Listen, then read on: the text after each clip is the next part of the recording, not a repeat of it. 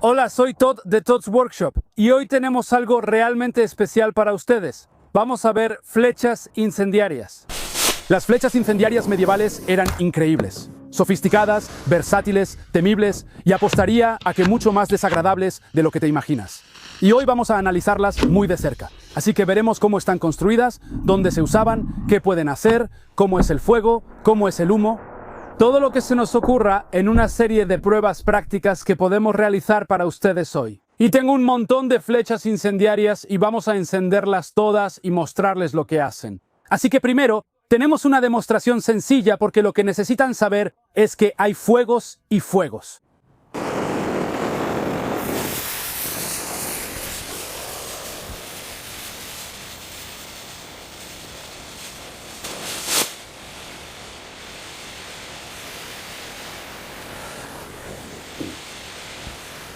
Puedes pisarlas.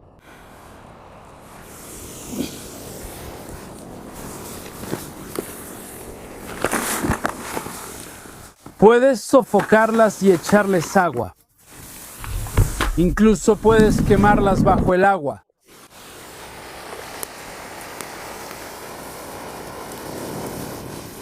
Puedes ver que la flecha está ardiendo intensamente ahora, incluso después de todo lo que le hemos hecho. Y frente a la parte quemada está la pequeña punta con púas. Esa se usa para mantenerla en el objetivo, así que no puedes sacarla. Detrás de ella está la carga incendiaria densamente compactada. Mantiene la combustión durante mucho tiempo. Además del fuego muy caliente, también produce una gran cantidad de humo espeso e irritante y gotea una mezcla incendiaria de combustible caliente. Y este es solo un tipo de flecha incendiaria que tenían. Tenían muchas formulaciones diferentes. Esta película no va a ser una guía paso a paso sobre cómo hacer estas cosas, pero sí será una evaluación histórica y práctica de qué son las flechas incendiarias y lo que pueden hacer. Pero tengo experiencia en efectos especiales. He estado encendiendo fuegos y apagándolos durante 30 años. No intenten esto en casa, así que es un día húmedo, el pasto está verde y tenemos el equipo. Entonces, ¿qué piensa la mayoría de la gente que es una flecha incendiaria? Es fuego en un palo, ¿verdad? Bueno, no es tan simple. Vamos a averiguarlo. Hollywood ama el fuego en un palo. Este es el tipo de cosas que estás acostumbrado a ver en las películas. Una flecha para cine se hace con químicos modernos y combustibles modernos para que siga ardiendo durante el vuelo. Pero las cuestiones prácticas, los requisitos del cine, son diferentes a los de la guerra. No debería ser una sorpresa, pero la guerra y las películas son diferentes. En el caso del cine, hay todo un conjunto de requisitos para una flecha incendiaria. Así que tiene que ser fácil de encender. Tiene que mantenerse encendida, tiene que verse claramente como una flecha incendiaria. Tiene que verse como tú crees que se ve una flecha incendiaria. Tiene que mantenerse encendida en el aire. Tiene que ser lo que imaginas que debe ser una flecha incendiaria. Así que, invariablemente, cuando muestran arquería de noche, usan flechas incendiarias. Y realmente no es muy sorprendente porque las flechas son difíciles de ver durante el día.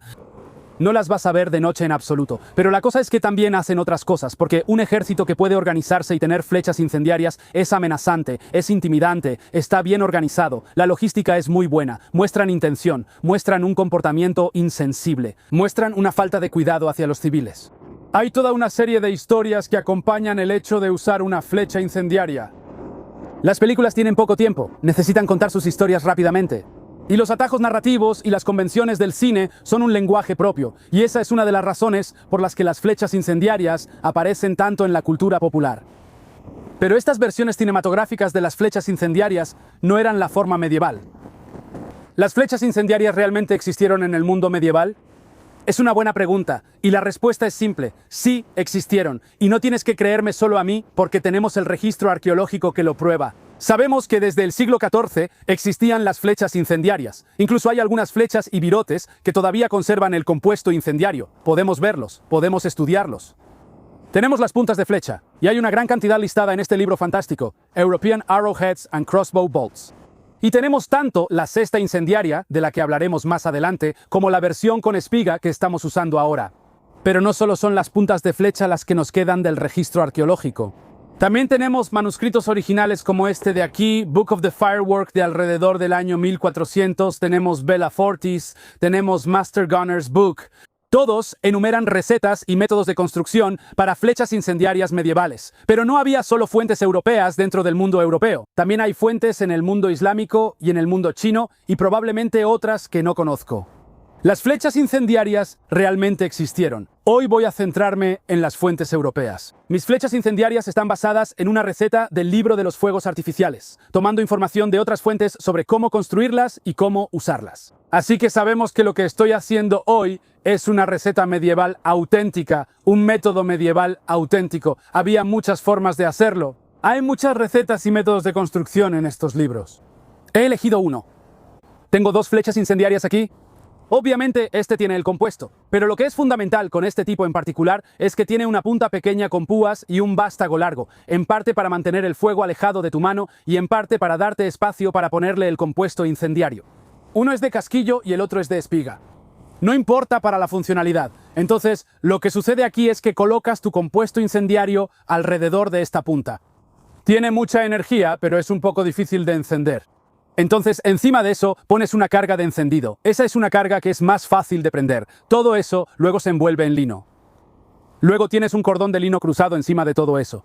Y luego colocas una clavija de mecha aquí. Todo esto simplemente es una pequeña clavija de madera. La pones en la carga de encendido. Y luego sumerges todo en resina. Es una resina de pino.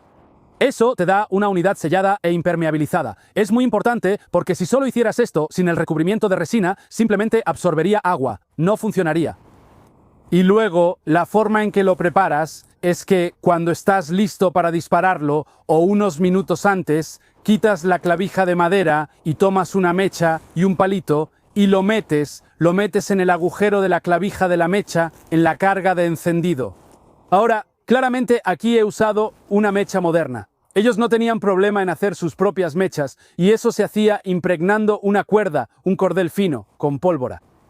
Pero ahora esto ya está listo para disparar. Así que cuando estés listo, no quieres encenderlo con un brasero, porque entonces no sabes en qué parte de la mecha se va a encender. Lo enciendes con una mecha lenta. Así que empieza en la punta de ahí, tienes un disparo cronometrado, puedes ver dónde entra la mecha, enciende la carga de encendido y ahí va. 2 cosas sobre esto. Una, este sistema en particular, y por qué me gusta tanto, es porque dirige el fuego hacia adelante. Esta cubierta aquí lo dirige hacia adelante. La otra es que puedes esperar y luego, cuando se enciende correctamente antes de que se active la carga principal, entonces puedes lanzarlo, porque realmente quieres que este fuego esté ardiendo allá, no aquí. Pero puedes ver por esa descripción lo complicado que es hacer estas cosas, lo caras que son. Así que solo las usas para aplicaciones particulares donde realmente valen la pena. No las usas en cualquier lugar. Así que tienes esto guardado. Vamos a sacarlo, prepararlo y dispararlo. Te mostraré el proceso.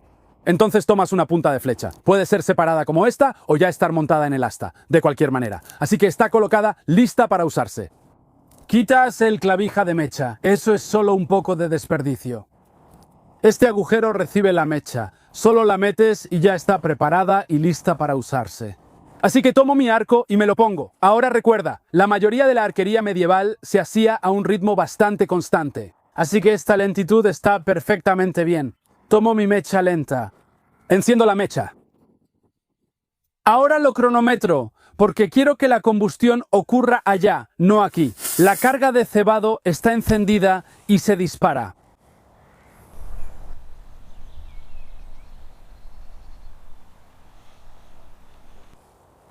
Esto se puso extraordinariamente caliente. Cuando lo recogí, desafortunadamente antes de que llegara a la cámara, estaba absolutamente al rojo vivo. Estas cosas son simplemente increíbles, temibles. Voy a encender este ahora con la mecha lenta para que podamos ver cómo es realmente de cerca.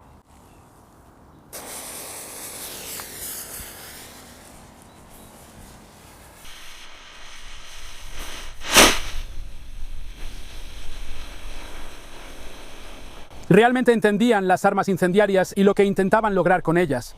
Así que podían fabricarlas a la medida, ya fuera con muchas llamas, combustión lenta, combustión rápida, mucho humo, chispas, gel pegajoso, todo ese tipo de cosas. En el Book of the Firework incluso sugiere los diferentes colores con los que deberías pintar tus flechas incendiarias para designar sus propiedades, igual que los proyectiles de artillería modernos. Pero es increíble que incluso en el siglo XV ya existía un estándar industrial para el color de las flechas incendiarias.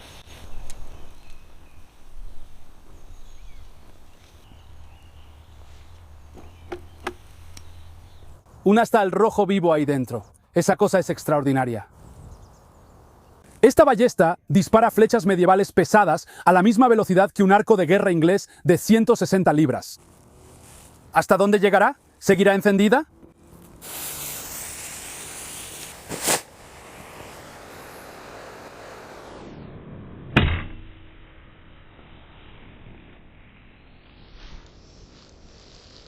Sí, sigue encendida. Vamos a ver hasta dónde llega. Así que eso fueron 160 metros. No es tan lejos como una flecha de arco largo normal, pero es como cualquier arma. Sabes lo que hace y adaptas tus tácticas en consecuencia. Entonces, al impactar, la punta con púas se clava profundamente en el objetivo y evita que se pueda sacar. El fuego avanza con fuerza, todo el compuesto se lanza hacia adelante, dándote la mejor oportunidad posible de encenderlo, porque la llama está justo ahí, es largo, sostenido, absolutamente perfecto. Si quieres sacarlo, bueno, puedes agarrar el asta. La punta no sale, sigue ahí, no hay nada que puedas hacer. Es absolutamente claro, por los textos y los hallazgos arqueológicos, que realmente entendían las armas incendiarias. Eran sofisticados. Las diseñaron para el trabajo que querían, pero se usaban para propósitos específicos porque eran caras. Así que se usaban para la guerra naval, para asedios, para atacar edificios, y al igual que este trabuquete aquí, la guerra abierta no es realmente para lo que están hechas. Podrías usarla, pero ese no es su propósito principal.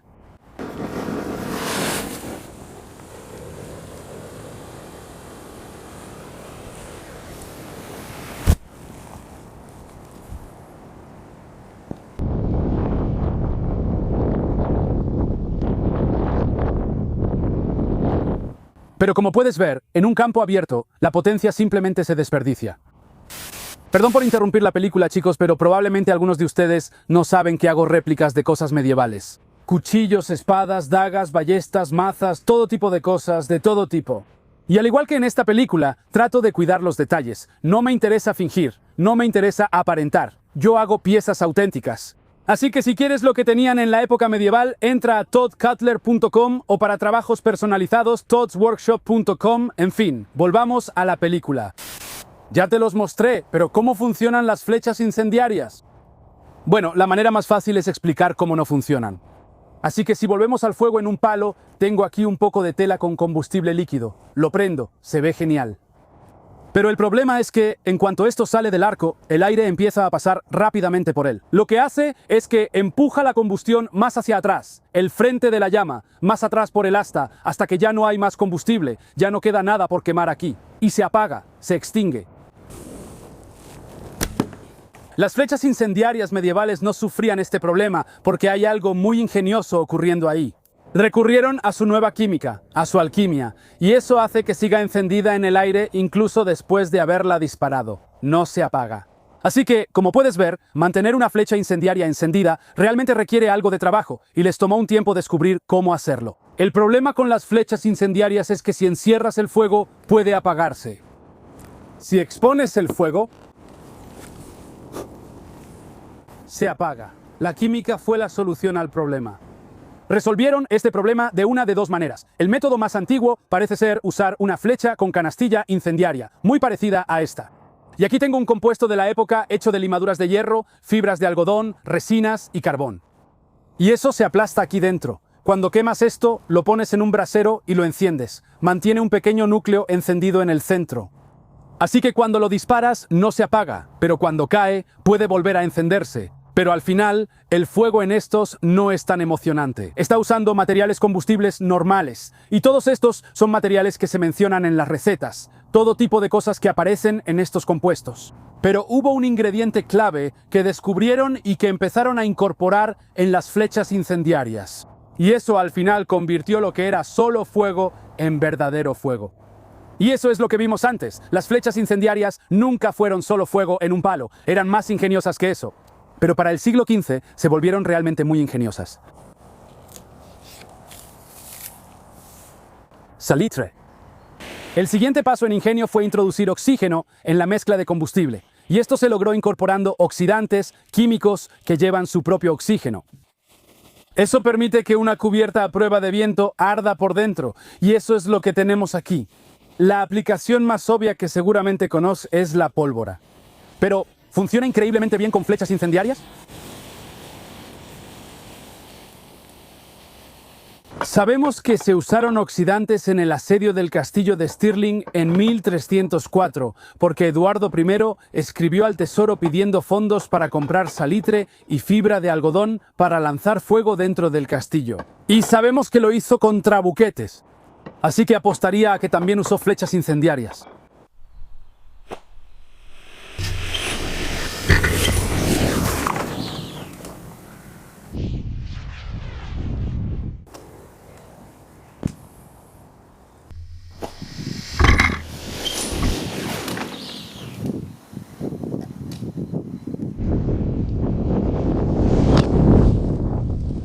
¿Te imaginas cómo habría sido estar en el castillo de Stirling viendo esos trabuquetes acercarse y empezar a lanzar cosas como esta hacia ti? Pero mucho más grandes, eran máquinas más grandes. La tecnología de la pólvora solo llevaba unas pocas décadas en el Reino Unido en ese momento, realmente 2 o 3 décadas. Así que este uso sofisticado de oxidantes para cargas como esta me sugiere que quizá habían estado presentes un poco más de tiempo. Y tenemos pistas de que los oxidantes en cargas incendiarias son anteriores a la pólvora. Las ingeniosas armas incendiarias no terminaron solo en el siglo XV. Hay muchas de ellas en los siglos XVI, XVII y obviamente hasta la actualidad. Pero este libro de aquí, Weapons of War, es increíble, consíganlo, trata sobre los hallazgos en el Mary Rose, así que estamos a mediados del siglo XVI. Y tiene muchas páginas sobre la gran variedad de armas incendiarias y artefactos incendiarios que tenían en el barco cuando se hundió. Pero mira esta gran imagen aquí que muestra algunos de los diferentes tipos que tenemos. Así que aquí tenemos un virote de ballesta con una carga incendiaria. Tenemos este tipo de motor de cohete extraño. Básicamente está en el extremo de un palo para meterlo por los portillos o algo así. De nuevo, otro palo con una bolsa de compuesto incendiario en la punta. Y por supuesto nuestras flechas incendiarias. Pero hasta donde puedo ver, estas están construidas muy parecido a las medievales, las del siglo XV. Básicamente no hay diferencia. Weapons of War nos muestra la extraordinaria variedad de armas que tenían en el barco y cómo estaban construidas, pero no cómo se formulaban ni cómo se usaban. Este es el Pirotécnica de Virancucio. Es el libro más extraordinario. Este libro es un manual de instrucciones sobre cómo hacer todo con fuego, todos los oficios, las actividades, las funciones, tanto domésticas como militares. Así que si quieres saber cómo minar una torre, aquí lo tienes. Si quieres saber cómo volar las puertas de un castillo, aquí lo tienes. Si quieres saber cómo tus caballeros pueden salir por una poterna y ahuyentar a todos con lanzallamas, aquí lo tienes. Y por supuesto, también tiene flechas incendiarias. Pero lo que me parece realmente interesante es que él diseñó, fabricó y suministró armas incendiarias. Pero también está completamente claro que le parecían muy desagradables. Muy interesante, pero creo que ahora necesitamos volver a nuestras flechas incendiarias del siglo XV.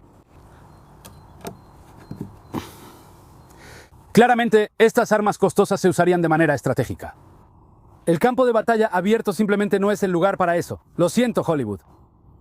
Pero tampoco se puede negar que recibir un impacto de una de estas sería simplemente horrible, y todos queremos saber qué pasa.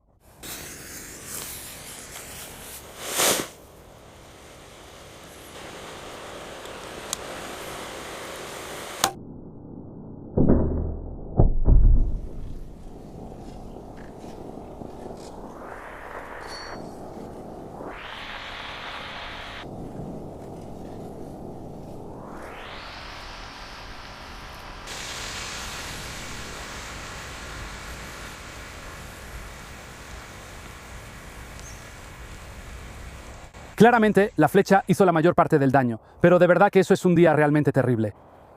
Entonces, si no se usaban en el campo de batalla abierto, ¿dónde se usaban?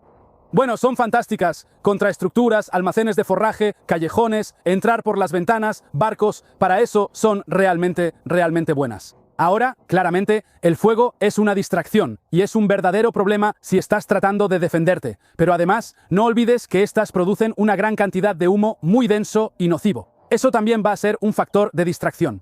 Así que entre esas dos cosas tienes dos aspectos en esto. Tienes el fuego, pero también tienes los humos. Hace 20 años yo solía trabajar en efectos especiales. Estaba preparando una gran cantidad de este compuesto incendiario para un trabajo. Accidentalmente lo encendí. Sorprendentemente logré conservar mi trabajo. No es sorprendente que, cuando leí esta frase de Virongucio, la recordé. El humo es dañino, pero el fuego lo es mucho más. Pero el punto es que el humo es dañino. Virongucio ha mencionado específicamente que el humo es desagradable. Y eso me hizo pensar, porque cuando tuve mi experiencia, te puedo decir ahora que no era posible estar en ese edificio. El humo era tan denso y tan sulfurosos. Era horrible. ¿Qué está pasando? Bueno, creo que necesitamos echar un vistazo. Bueno, como puedes ver, el compuesto en combustión produce un humo realmente denso y asfixiante. Pero las recetas incluyen todo tipo de cosas extrañas. Pero algunas cosas destacan, como el alcanfor y el arsénico. Obviamente no puse arsénico ahí.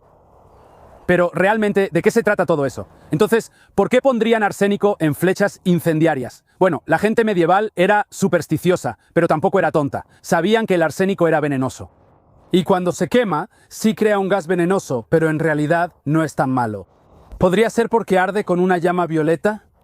Así que es algo místico y potente. Y luego hablé con un bioquímico, y él señaló que el arsénico se vaporiza a una temperatura bastante baja, y luego crea un agente que produce ampollas.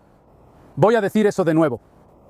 Un agente que produce ampollas, armas químicas medievales, y las recetas muy a menudo tenían alcanfor, además del azufre que ya estaba ahí. Ahora, con el alcanfor, piensa en el mundo moderno, una pomada muscular. Terminas con esa combinación de vapores. No puedes, y no vas a respirar eso. En una receta de 1628, simplemente termina con agrega arsénico si quieres. Claramente, era conocimiento común lo que hacía el arsénico, y es simplemente frustrante que realmente no sepamos por qué está ahí. Entonces, ¿la naturaleza nociva del humo que salía de estas cosas era a lo que se refería Berenguer? ¿Era esto un arma química medieval? Bueno, la cosa es que nunca lo sabremos realmente, pero volviendo al Book of the Firework, ciertamente hacían cargas de humo deliberadamente para sacar a la gente de casas y edificios. Eso lo sabemos. Así que realmente no sabemos por qué incluían arsénico. Pero independientemente de eso, el simple hecho de que esté ahí significa que estos crearían humo nocivo. No importa si fue intencional, eran armas químicas medievales. El humo que sale de estos va a ser desagradable o muy desagradable. En términos modernos, eso es denegación de área. En términos medievales, es no puedo entrar ahí, me voy de ahí, no voy a entrar en ese espacio bajo el techo, no puedo actuar en la cubierta de ese barco. En mi opinión, la combinación entre fuego y humo haría que estos fueran fantásticos para desorganizar la defensa. Mira estos escenarios, veamos qué pasa cuando entra por tu ventana.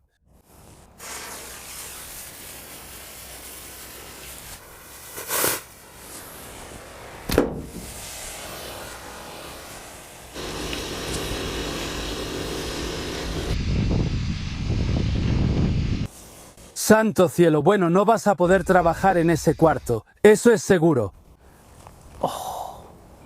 Realmente no vas a querer estar ahí dentro. Las defensas a menudo estaban hechas de maderas pesadas, como esta empalizada de roble. Veamos qué hace nuestra flecha incendiaria contra eso.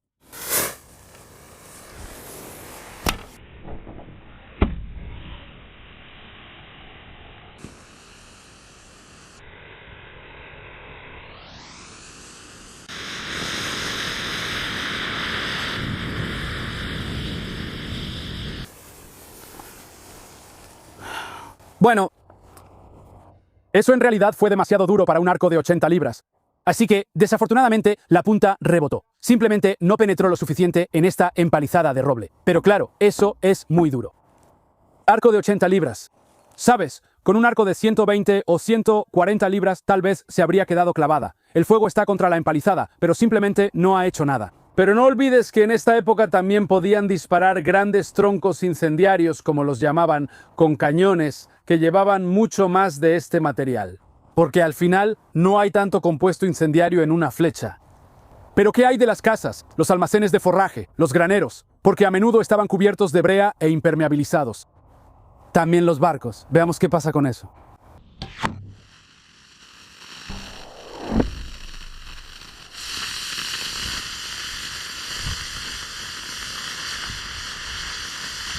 Entonces, lo que veo aquí es una buena combustión en la superficie de contacto. La brea está empezando a aumentar un poco ahora y también ayuda con el oxidante que literalmente está siendo rociado fuera de la combustión y sobre la superficie. Ahora voy a sacar la punta. El astil, mejor dicho, porque quiero intentar salvarlo. Y eso es lo que pasaría si un atacante lo intentara, pero puedes ver que la brea en la madera definitivamente está prendiendo un poco más. Así que, claramente, todavía no ha incendiado todo, pero en realidad está manteniendo la combustión de una manera que en una empalizada de madera gruesa simplemente no lo hacía. Así que el hecho de que la gente pintara sus casas con brea no es algo tan bueno en tiempos de asedio. Uno de estos, tal vez no, pero 50 de ellos, solo se necesita uno para incendiar un edificio. Y ya nos fuimos. Pero puedes ver que realmente estaba haciendo algo. Ahora, tenemos un fardo de paja, así que establos, almacenes de forraje, y es lo más cercano que podemos tener a un edificio de techo de paja.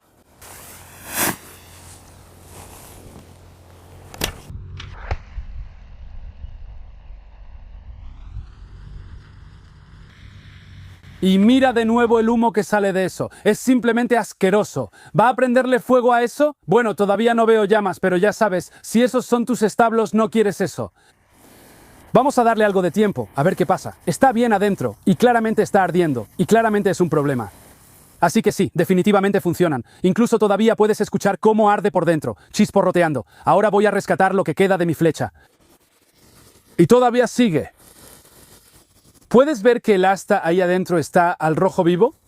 Entonces, claramente, contra cualquier cosa donde haya paja o heno, establos, o incluso, ya sabes, puede ser un techo de paja si se clava hondo donde está seco, estas cosas van a ser devastadoras. Creo que el nombre flechas incendiarias ha ocultado mucho más sobre esta arma. Pensamos en la palabra fuego, y eso es todo lo que pensamos con estas, pero eran mucho más que eso. La sofisticación del diseño les permitía ser específicas para ciertas tareas, les permitía hacer cosas concretas. Las formulaciones que podías poner dentro significaban que también podía generar gases nocivos, humo y vapores. Eran mucho más que simples flechas incendiarias, y eso realmente no se ha considerado. Pero esa es solo mi hipótesis. ¿Cuál es mi conclusión sobre las flechas incendiarias? Bueno, estaban bien diseñadas, realmente bien diseñadas. Eran ingeniosas, eran muy efectivas, sabían exactamente lo que estaban haciendo. No se apagaban cuando las disparabas, permanecían encendidas en el aire, ardían durante un tiempo considerable al impactar. Había muchas variedades diferentes de las que podían elegir. Podían fabricarlas a la medida, ya fuera con muchas llamas, de combustión lenta, de combustión rápida, con humo, muchas chispas, gel pegajoso y así sucesivamente. En el Book of the Firework, incluso sugiere los diferentes colores con los que deberías pintar tus flechas incendiarias para designar sus propiedades, igual que los proyectiles de artillería modernos. Sin duda, tenían capacidad de impedir el acceso a ciertas zonas. Sin duda, impedían que la gente pudiera defenderse adecuadamente. En general, eran simplemente fantásticos. Tenemos los manuscritos que lo respaldan, sabemos que lo hicieron, tenemos el registro arqueológico de las puntas de flecha. Sabemos que ellos las hicieron. Las flechas incendiarias eran reales.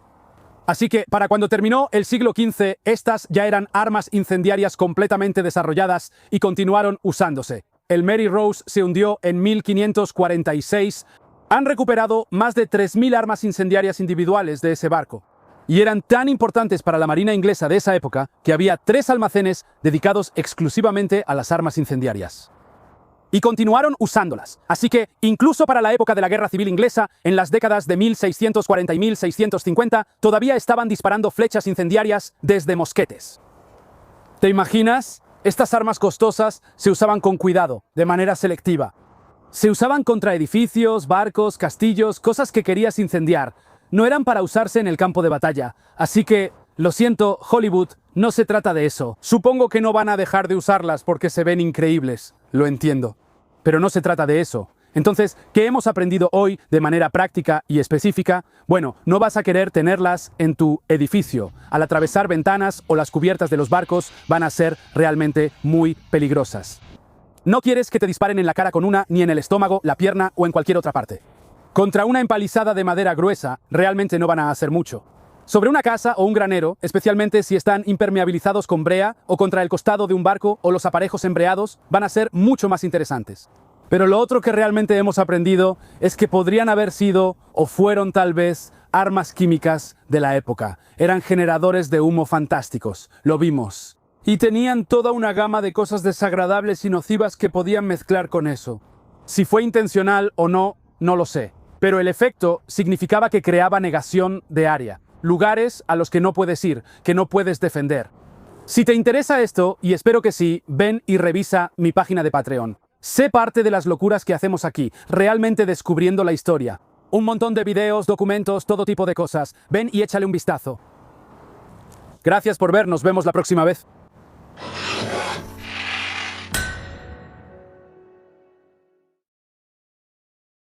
Bueno, eso funcionó. Oye, por cierto, Adrián, ¿podrías agarrar el rastrillo?